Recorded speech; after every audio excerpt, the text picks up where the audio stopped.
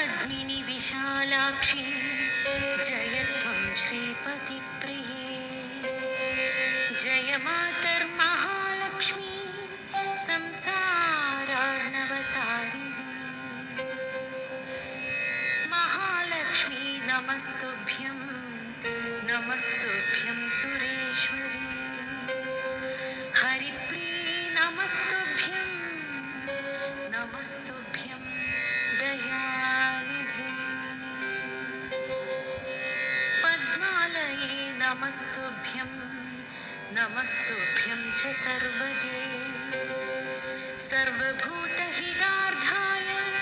वसुवृष्टिं सदा कुरु जगन्मातर्नमस्तुभ्यं दयानिधे दयावति नमस्तुभ्यं विश्वेश्वरि नमोऽस्तुते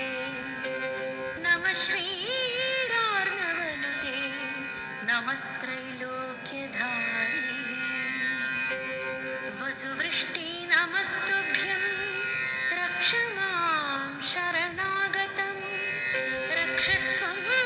देवदेवेशि देवदेवस्य वल्लभे दरिद्र्यं त्राहि मां लक्ष्मी कृपा कुरु ममोपरि नमोस्त्रैलोक्यजननी नमस्त्रैलोक्यवासिनी ब्रह्मादयो नमस्ते त्वां जगदानन्ददायिनी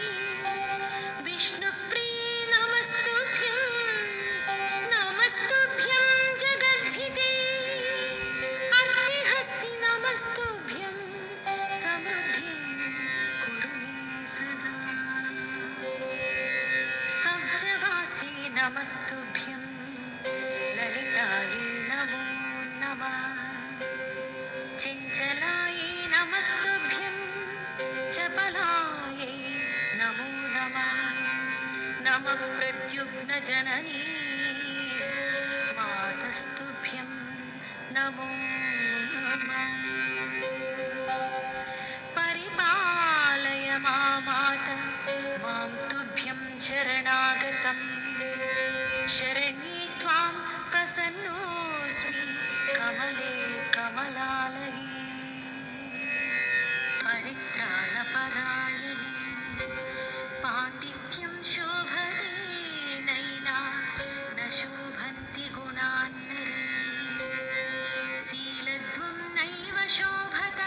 महालक्ष्मी त्वया विना तावद्विराजते रूपं तावच्छीलं विराजिते तावद्गुणा नराणां च यावल्लक्ष्मी प्रसीदति लक्ष्मी त्वयालङ्कृत मानवाये पापैर्विमुक्त भवलोकमान्या भवन्ति दुःशीलन शीलवतां वरिष्ठा लक्ष्मीर्भूषयते रूपं लक्ष्मीर्भूषयते कुलं लक्ष्मीर्भूषयते विद्यां सर्वा लक्ष्मीर्विशिष्यते लक्ष्मी त्वद्गुणकीर्तनेन कमला भूर्यत्यलन्दिः माता रुद्राद्य रविचन्द्रदेव पतयो वक्तुञ्च नैनक्षमा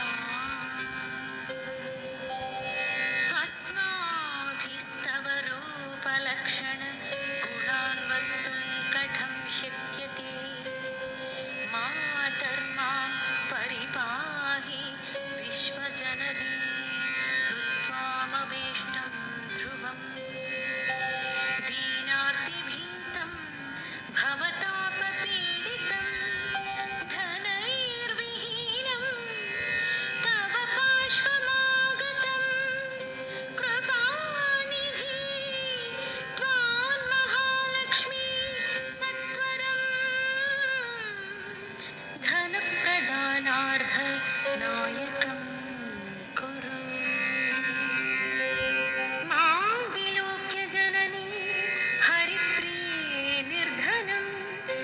समीपमागतं देहि मे झुडितलक्ष्मी कराग्रं वस्त्रकाञ्चनं वरान्नमद्भुतम् त्वमेव जननी लक्ष्मी पिता लक्ष्मी त्वमेव च भ्रातृत्वं च सभालक्ष्मी विद्यालक्ष्मी त्वमेव च त्राहि त्राहि जगन्माता दारिद्र्या त्राहि वेगता नमस्तुभ्यं जगद्धात्री नमस्तुभ्यं नमो नमः धर्माधारे नमस्तुभ्यं नमः सम्पत्तिदायिनी दारिद्र्यार्णवमग्नोऽहं विमग्नोऽहं रसातले मध्यन्तं मां करे धृत्वा दूर्धरत्वं रमे द्रुतं किल लक्ष्मी बहुनोक्तेन जल्सितेन पुनः पुनः अनन्ये शरणं नास्ति सत्यं सत्यं हरिप्रिये एतच्छ्रुत्वागस्त्यवाक्यं हृष्यमाणा हरिप्रिया उवाच मधुरावाणीं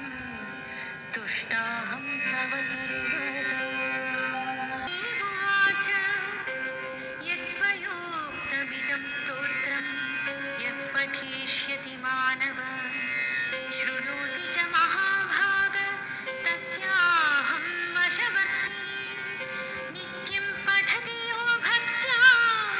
लक्ष्मीस्तस्य नश्यति नित्यं पठति यो भक्त्या लक्ष्मीस्तस्य नश्यति